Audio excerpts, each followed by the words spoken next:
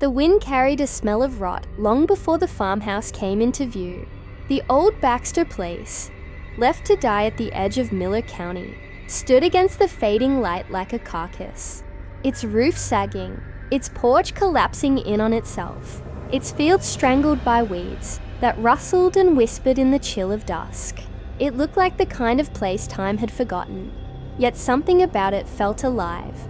Watching, Ethan Cole parked his Jeep on the dirt road and cut the engine. The silence that followed was unnerving. No crickets, no wind, not even the hum of distant traffic. Just stillness, thick and waiting. He sat for a moment, hands resting on the steering wheel, staring through the cracked windshield at the farmhouse. He'd been to plenty of abandoned places before. Hospitals, factories, ghost towns. But this one had a pull. Maybe it was the story. Locals called it the place where the harvest never ended. The Baxters had disappeared here in 1967, during the last harvest of that year. No bodies were ever found. No blood.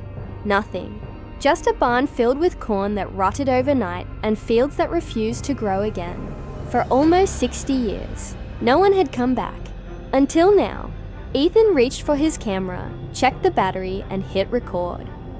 Midnight shoot, he said into the lens. One man, one farmhouse. The Baxter place. Let's see if the rumors are real. He forced a grin, but even he could hear the unease in his voice.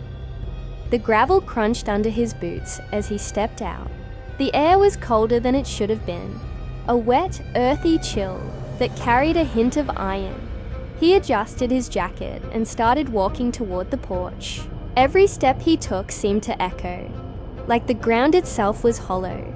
The porch groaned when he stepped onto it, boards brittle and soft beneath his weight. He lifted the camera, panning across the windows, each one black and empty, staring back at him. "Hello," he called, half joking, his breath puffed white in front of him. The door was slightly ajar. He pushed it open with a slow creak, and a wave of damp, stagnant air rolled out. The smell hit him hard.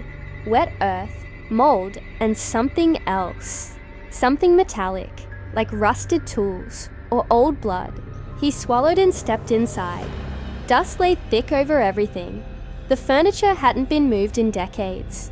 Chairs were still pushed under the table. A coffee cup sat on a saucer. A family photo lay face down beside it. The walls were lined with peeling wallpaper, the pattern faded to a sickly yellow. His flashlight beam caught something glinting on the floor, muddy footprints. Ethan crouched down, his heart starting to thud. They were fresh, not completely wet, but recent enough that the edges hadn't crumbled. They led from the back door toward the staircase. "No way," he whispered. "Could be an animal, or another explorer." He followed them slowly, the boards creaking beneath his boots. The camera light cut through the dust, revealing every floating particle. The air tasted heavy, like it hadn't been breathed in years. At the bottom of the stairs, the footprints disappeared into darkness. He tilted his flashlight up, illuminating a narrow staircase, with old wallpaper curling at the edges. The banister was coated in grime, and halfway up, he spotted something on the wall. Children's drawings. He climbed, one careful step at a time. The drawings stretched along the hallway, stick figures with hollow black eyes. Tall stalks of corn bending over them like giants. In one, a scarecrow loomed behind a family of 4, its arms outstretched, its head a dark, formless shape. In another, the same scarecrow stood over a field, but the people were gone. "Creepy as hell," Ethan muttered, zooming in on the drawings. Why would kids draw this? A noise froze him in place, a dull rhythmic sound. Thud, thud, thud from outside. It wasn't the wind. It was steady, deliberate, like someone pounding on wood. He turned off his flashlight, letting his eyes adjust to the dim blue light leaking through a broken window. The sound was coming from the barn. He moved toward the window, camera raised, and zoomed in. Through the cracked glass, he could see the barn doors slowly swinging open. though the air outside was dead still. No breeze, no movement, but the doors rocked as if something invisible was breathing inside. His pulse spiked. "Nope," he whispered, then smirked weakly into the camera. "Guess I'm checking that out." Downstairs again, the house seemed louder. Each creak and groan magnified. The floorboards flexed under his boots, as if something shifted beneath them. He stepped outside, the cold air rushing over him like a sigh of relief. But the smell was worse now, sharper, as though the earth itself was rotting. The path to the barn was soft with mud, even though it hadn't rained in days. His boots sank with every step, and he could hear faint squelches beneath the soil, as though something moved under the surface. Halfway there, his flashlight flickered once, twice, then steadied again. He lifted it toward the barn. The old red paint was mostly gone, replaced by black mold. One of the doors hung crooked, rocking slowly in place. Each creak echoing into the night. He raised his camera. "Okay, this is the part in the movie where the guy dies," he said, trying to keep his voice steady. "Let's make it worth the clicks." The smell hit him before he even reached the door. Thick and nauseating, like something dead had been buried too shallow. He swallowed hard, pushed the door open, and stepped inside. The barn was bigger than it looked from the outside. The moonlight poured through the gaps in the wooden walls, painting the floor in pale lines. Dust motes floated like ash in the air. Old farm tools were scattered across the dirt, rusted and broken, and then he saw them, corn husks. Piles of them, dry and brittle, scattered across the floor, though the fields outside were barren. He kicked one over. Inside wasn't corn. It was empty, hollowed out, black inside, like it had been burned. "What the hell?" he whispered. He swung the flashlight slowly across the barn. The beam caught something tall at the far end, something standing perfectly still. It was a scarecrow, but not like any he'd seen before. It was enormous, maybe 8 feet tall, stitched together from burlap and bones. The arms stretched out on a wooden frame, but the body bulged oddly, like it was full of something heavy. Around its neck hung a human jawbone, tied with dirty twine. Ethan stared, frozen. The camera's light trembled in his shaking hands. "Okay, that's new." He took a cautious step closer, the dirt crunching beneath his boots. He lifted the camera, zooming in on the face. The burlap sack had no features, just 2 dark holes where eyes might be. Then, slowly, the head turned. Ethan stumbled back, gasping. The camera slipped from his hand, hit the ground and tilted sideways, still recording. Through the tilted lens, the Scarecrow stood motionless again. His breathing was sharp and shallow. He whispered, "No, no way." That moved. The silence deepened. And then, from behind him, a whisper slithered through the dark, so close it brushed his ear. "You came for the harvest." The flashlight blinked out. The camera's red light kept flashing. Darkness swallowed everything. End of part 1. To be continued. Ethan's flashlight died with a faint pop, leaving him swallowed by blackness. For a second, he couldn't even breathe. The darkness was so heavy, it felt solid, pressing against his skin, filling his lungs with damp air that reeked of rot. He fumbled for his phone, for any light, but his fingers met only cold earth. The whisper came again, closer this time, curling through the dark like breath against his neck. "You came for the harvest." Ethan spun, heart pounding so hard it hurt, his eyes straining to see. "Who's there?" He barked, though his voice cracked halfway.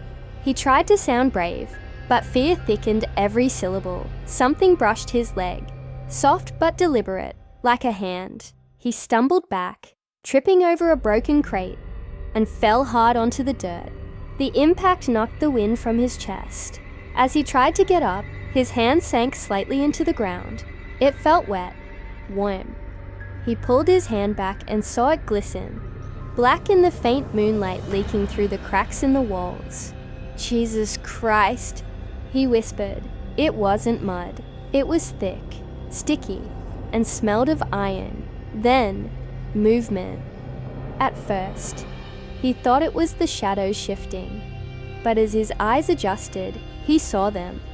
Figures stepping out from behind the wooden beams. They were thin and slow, like they were learning how to move again. Their skin was pale and torn, their clothes ragged, faces eaten by time. The nearest one wore overalls, one strap hanging loose. The next had a bonnet, strands of hair matted to her face. The Baxters. Ethan's throat went dry. His brain tried to deny it. It had to be some sick setup, a prank. But deep down, he knew. He could feel it. These weren't actors. They weren't even alive. Mrs. Baxter's jaw hung crooked, swinging slightly as she tilted her head. When she spoke, her voice was the sound of wet soil being dug up. It never ended, son. We kept harvesting.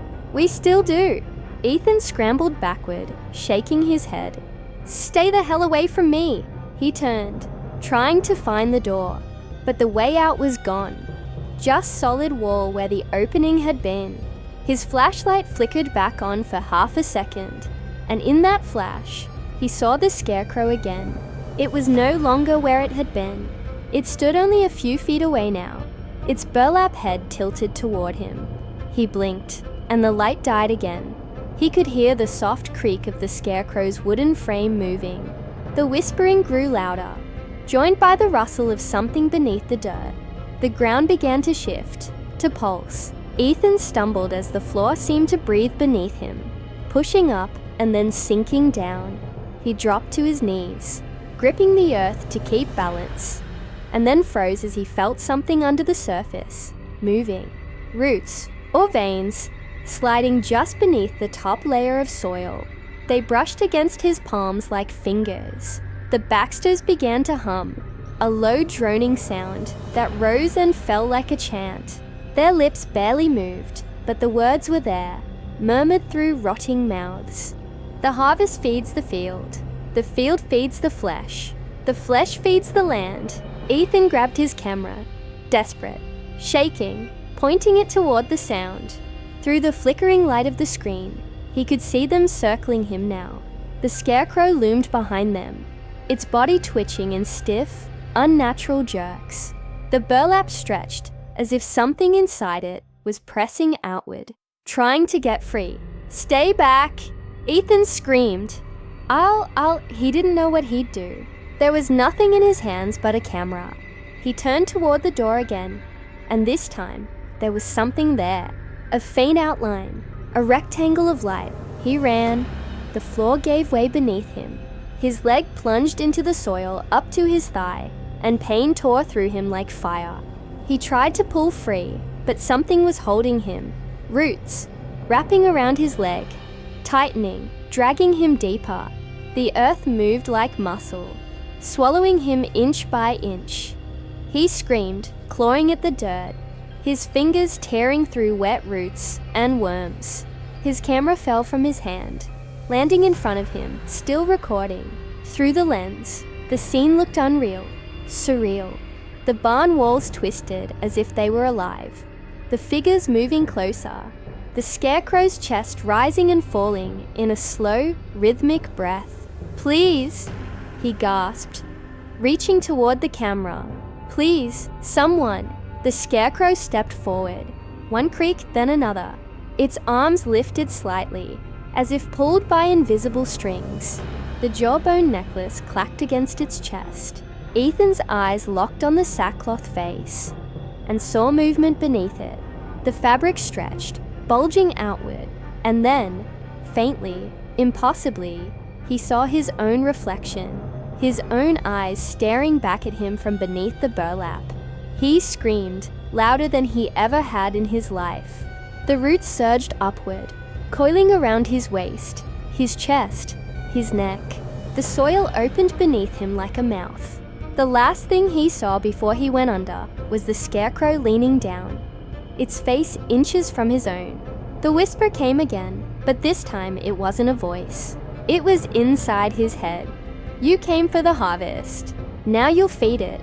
The earth swallowed him whole. The camera's lens tilted sideways as the ground settled. The sound of rustling faded into silence. The red recording light blinked faintly in the dark, and then, after several minutes, it caught one last bit of movement. The Scarecrow, standing over the patch of disturbed soil. Still as a statue, a faint groan escaped its chest. The sound of air forced through dry lungs. Then it stopped moving entirely. Hours passed. The barn stood quiet again. Moonlight slid through the cracks, cold and pale. The only sound was the soft, rhythmic sway of the old door in the wind. When morning came, the air was fresh, clean, and impossibly still. The rotten smell was gone. Outside the barn, the fields that had been dead for decades now shimmered with life. Rows upon rows of green corn stood tall, their leaves rustling softly in the breeze. Dew sparkled on them, like fresh blood in sunlight. At the edge of the field, the Scarecrow remained. Its head was straighter now, the burlap smooth and freshly stitched. If anyone had looked closely, they would have seen the faint imprint of a human face beneath the fabric. Ethan Cole's mouth, frozen mid-scream, stretched across the sack. The camera dangled from its wrist by the strap, swinging gently. The red light blinked once more, and then went steady, somewhere, in a warm living room miles away. Ethan's YouTube channel, Forgotten Flesh, came alive with a new upload. The title read, The Harvest That Never Ended. Length, 17:3 minutes. Uploader, Ethan Cole. Status, live. Within minutes, the comments began pouring in. Best found footage I've ever seen. This feels way too real. Did anyone else hear the whisper at the end? Where's the location? I want to go there. As the video played, the final seconds showed a static screen. Then, barely audible beneath the noise, came a faint whisper. Most people never heard it unless they wore headphones. It was Ethan's voice, buried beneath the static and wind. It's your turn to harvest. And somewhere, far out in Miller County, the corn rustled, though there was no breeze. Something moved between the rows, slow, tall, and hungry, waiting for the next visitor, brave enough to come looking for the truth. Please like and subscribe channel Fear Frequency for more horror stories. Thank you.